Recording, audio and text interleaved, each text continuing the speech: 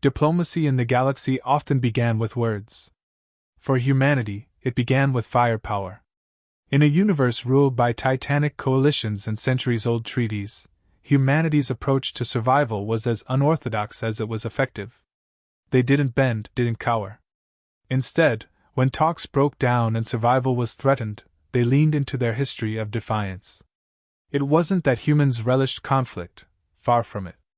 But they had learned, often painfully, that when cornered, even the smallest creatures could bare their teeth. It wasn't the first time humanity had shocked the galactic stage. Years ago, a human freighter stumbled into Karvok territory, an uncharted border mistake. The Karvoks, notorious for their brutality, demanded the freighter's crew as slaves in exchange for safe passage. Instead of acquiescing, the freighter's captain sent back a single reply, asterisk. Come and take us. Asterisk. By the time a human patrol arrived, the freighter was surrounded by Karvok wreckage. Humanity's reputation had been forged in moments like these. The Zenith Concord, a bureaucratic alliance of over 50 species, had taken note. For centuries, this coalition had maintained a fragile order across the galaxy, its members guided by logic and diplomacy. The Zenithians themselves were a species of spindly, silicon-based beings, renowned for their cold efficiency. To them, humanity was an anomaly, emotional, unpredictable, and frighteningly resourceful. Their antithesis. Then there were the Karvoks. Hulking reptilian predators, they respected only strength. Their incursions had nearly torn the galaxy apart a generation earlier, forcing even ancient rivals to unite against them. Though defeated, the Karvoks had never forgotten the humiliation.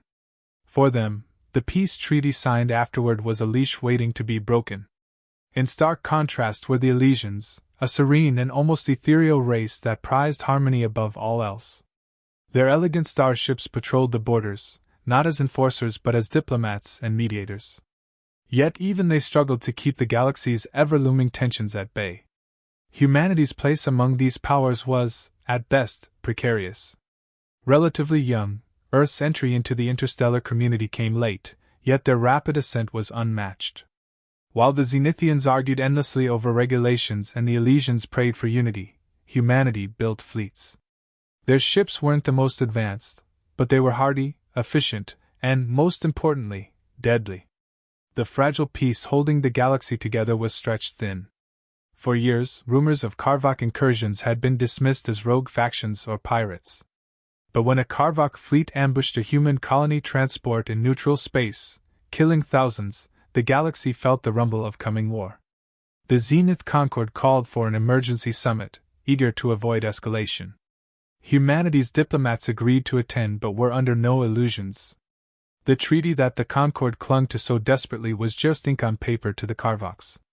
Humanity's leaders knew that diplomacy was just a polite prelude to the inevitable. And so, they sent Captain Alara Voss. Alara wasn't a diplomat.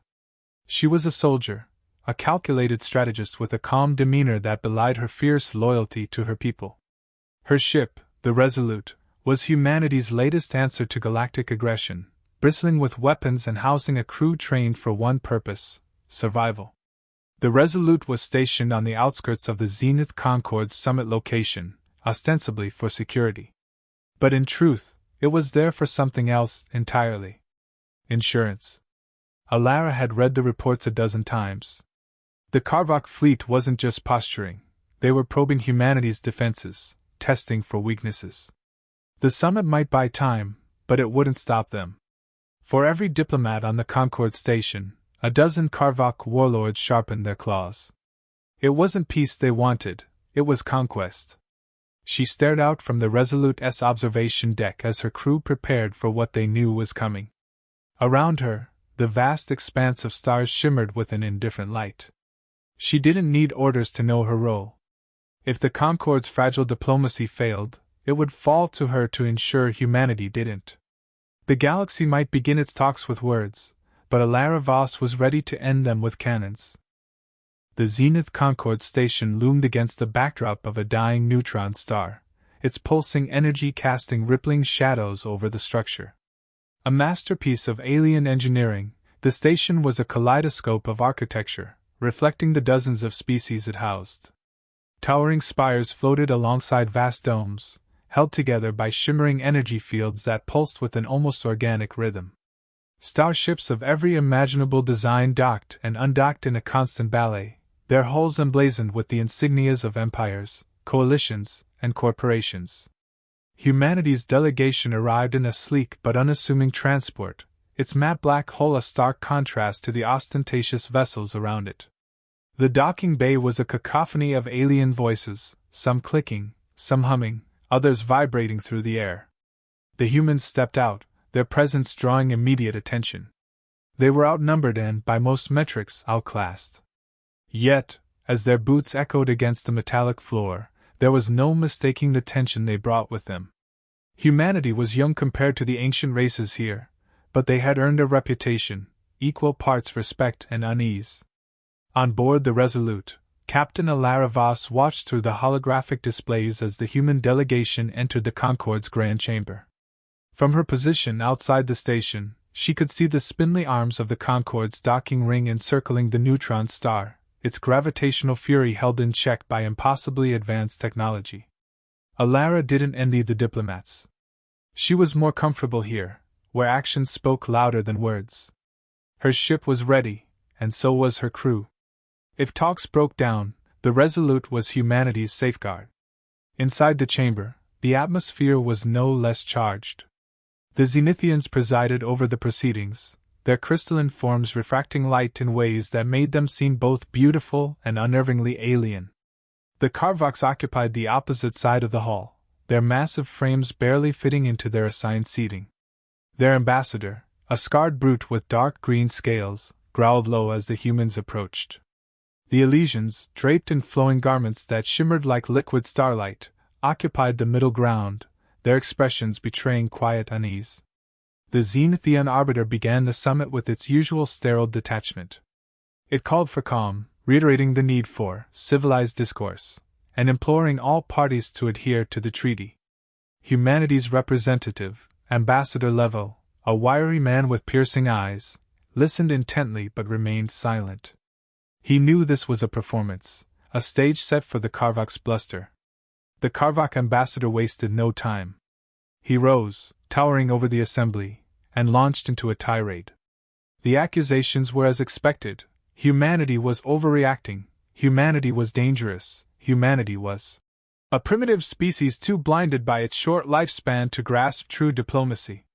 He denied any Karvok involvement in the attack on the colony transport, dismissing the evidence as fabricated.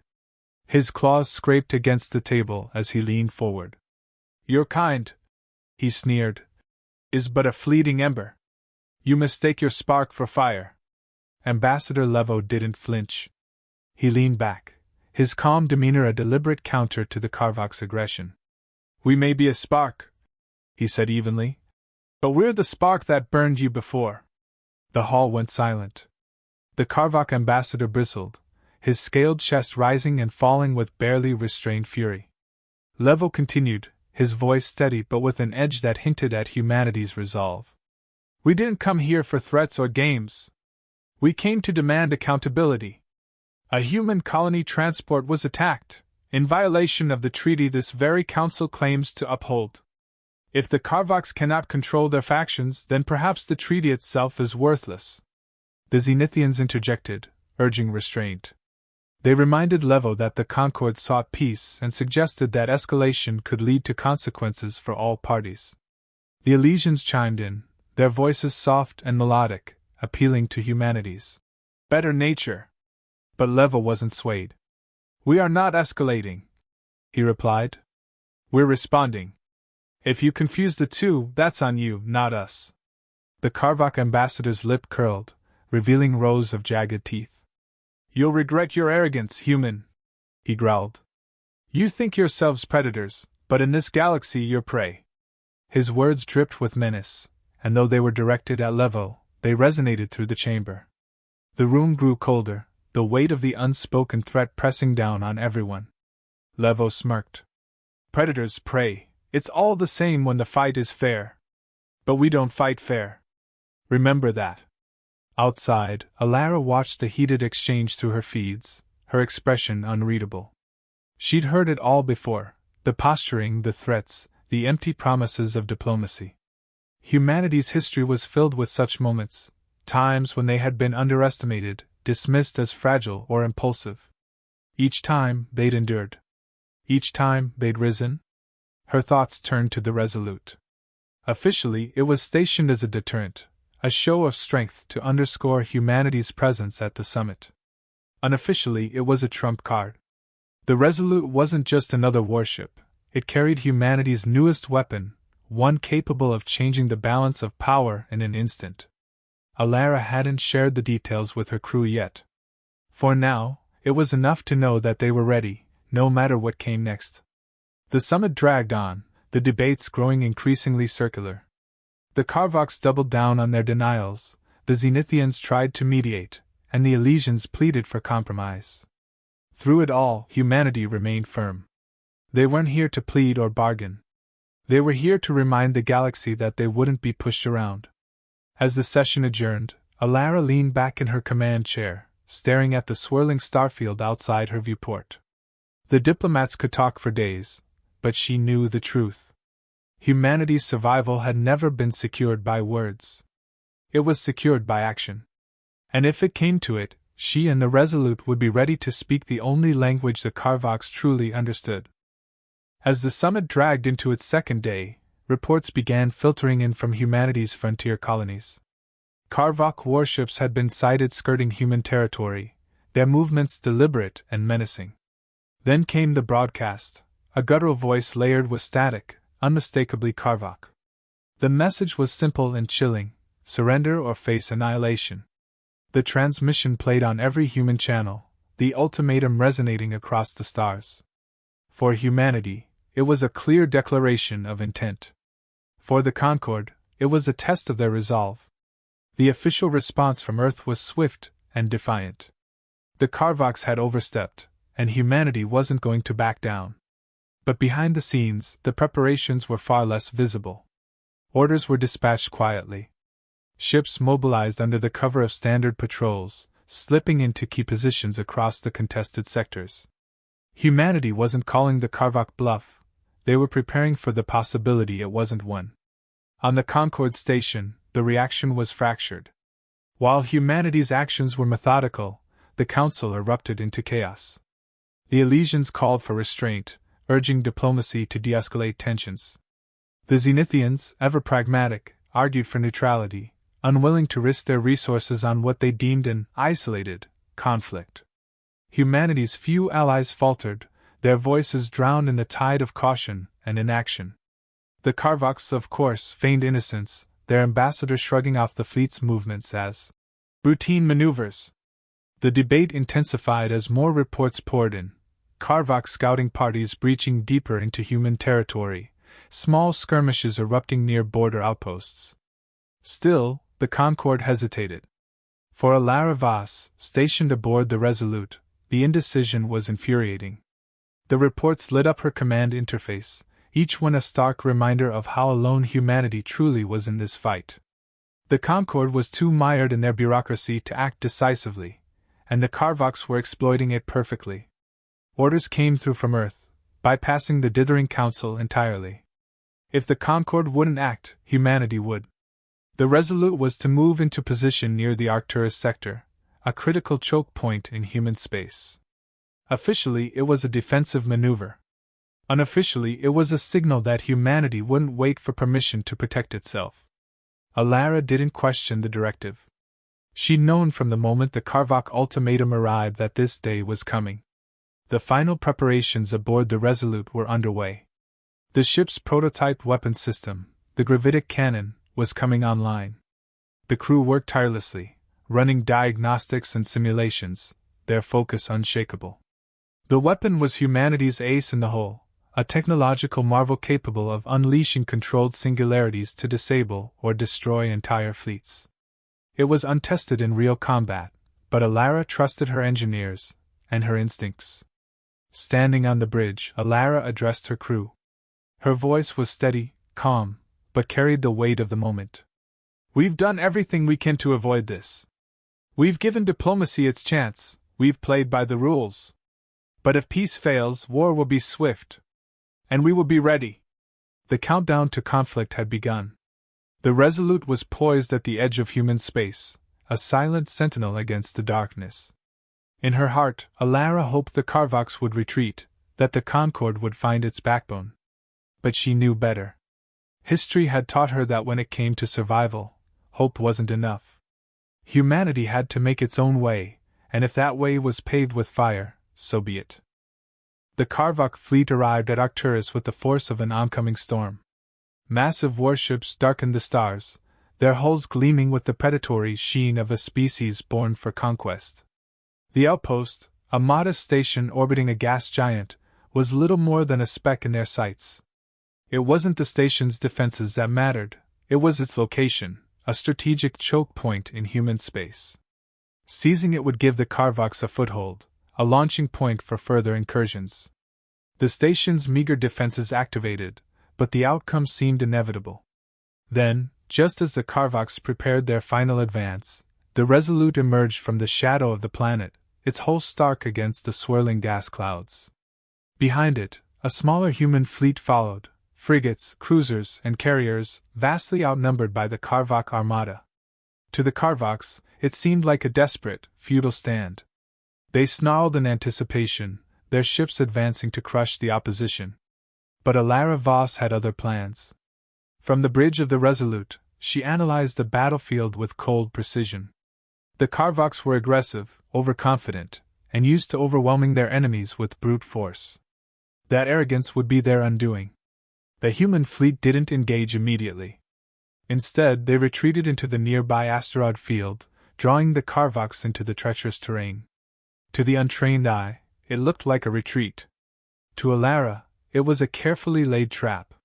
Humanity's ingenuity came to life. Drones deployed from hidden bays swarmed through the asteroid field, weaving between the massive rocks with surgical precision. These weren't ordinary drones, they were equipped with advanced AI, capable of working in perfect coordination. They targeted weak points in the Carvox formation, disrupting their advance and forcing them to split their forces. Meanwhile, decoy ships emitted false signals, leading Carvox warships into dead ends or ambushes. Human frigates, using their superior maneuverability, darted between asteroids, striking vulnerable Carvox vessels before disappearing again. The Carvox, unused to such unconventional tactics, struggled to adapt. Their fleet began to falter, cohesion breaking down as panic spread through their ranks. The Resolute was the centerpiece of the strategy, coordinating every move. Its powerful sensors tracked the battlefield in real time, feeding data to the fleet and the drones. Alara's calm voice directed her officers, her commands decisive and unwavering. The Resolute itself acted as both a shield and a spear, intercepting incoming fire while delivering devastating counterattacks. As the battle reached its crescendo, the Carvox flagship came into view. It was a monstrosity, bristling with weapons and shielded by thick armor. It pushed forward, determined to crush the human fleet and restore order to the chaotic battlefield. Alara recognized the moment she'd been waiting for. "Target the flagship," she ordered. The Resolute shifted its position, aligning with the Carvox behemoth. The rest of the human fleet fell back, clearing the path. The Resolute's gravitic cannon, silent until now, began to power up. The hum of the weapon reverberated through the ship, a deep, ominous sound that sent a chill down every spine. The Carvox flagship fired everything it had, desperate to stop the Resolute. But the human fleet provided cover, intercepting missiles and disabling smaller vessels that tried to block the line of sight. Finally, the cannon reached full charge. "Fire!" Alara commanded. The gravitic cannon unleashed its power, creating a shimmering rift in space that tore through the Carvox flagship. Its shields collapsed instantly, its hull crumpling as the artificial gravity well pulled it apart. In moments, the once mighty vessel was reduced to debris, its wreckage drifting lifelessly in the void. The surviving Carvox ships hesitated, their cohesion shattered. Alara seized the opportunity. She opened a broadcast to the remaining Carvox fleet, her voice steady and unyielding. "This is Captain Alara Voss of the Resolute. Humanity doesn't start wars. But we finished them. Retreat now, or share the fate of your flagship. The warning was as much a statement as it was a challenge. The Karvaks, for all their bluster, understood strength. Their ships began to withdraw, retreating into the darkness from which they'd come. The battle was over, and humanity had prevailed. Alara didn't celebrate. Victory was necessary, but it came at a cost. The debris of human and Karvak vessels alike drifted across the battlefield, silent witnesses to the carnage. She gave the order to begin rescue operations, knowing that survival was not just about winning, it was about enduring, no matter the price. The battle at Arcturus rippled across the galaxy like a shockwave. News of humanity's decisive victory spread quickly, reaching every corner of the Concord. The images of the Karvak flagship's destruction and the retreat of their once mighty fleet were unavoidable. For humanity it was a triumph, but for the galactic powers, it was a reminder of the unpredictable and relentless nature of their newest peer. The Concord convened in an emergency session, the hall still reverberating with the tension from the summit. The Zenithians, ever logical, acknowledged humanity's success but couched their praise with veiled warnings. Your power grows rapidly, one crystalline arbiter remarked. But unchecked growth leads to instability. The Elysians expressed relief that the conflict had ended but voiced concerns over the methods used.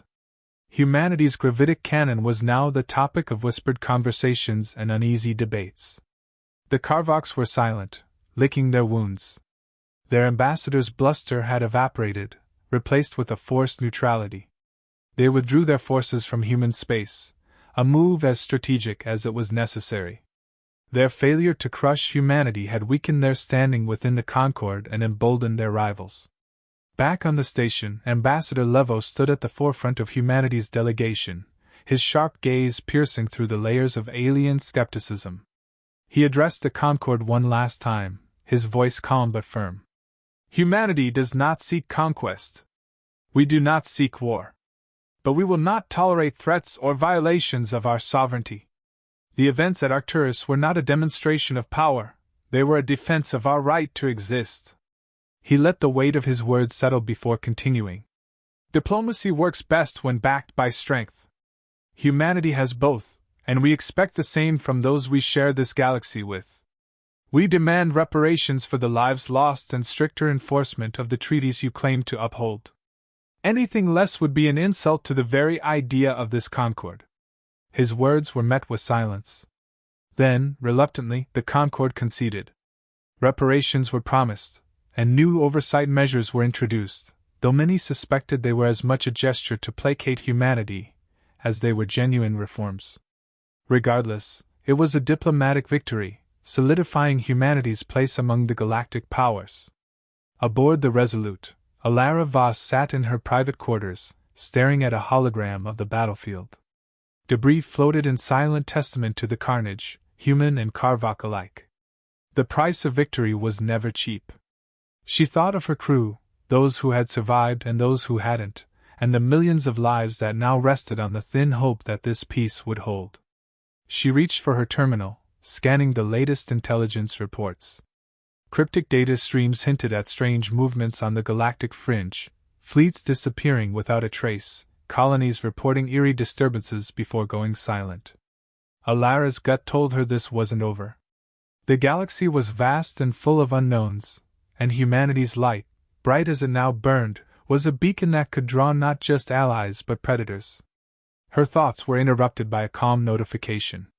It was from Ambassador Levo, his voice resolute even through the distortion. Captain Voss, you've done your part. The galaxy knows who we are now. But I fear the next challenge won't come from the Karvaks or the Concord. Something else is out there, watching. Waiting. We need to be ready. Alara closed the comm and gazed out at the stars. The aftermath of Arcturus was a victory, but it was also a reminder. Survival in the galaxy wasn't a sprint, it was an endless marathon. Humanity had proven its might, but the road ahead would demand more than firepower. It would demand unity, ingenuity, and the unyielding spirit that had brought them this far. For now they had won. But the future loomed, vast and uncertain. And humanity, as always, would face it head on.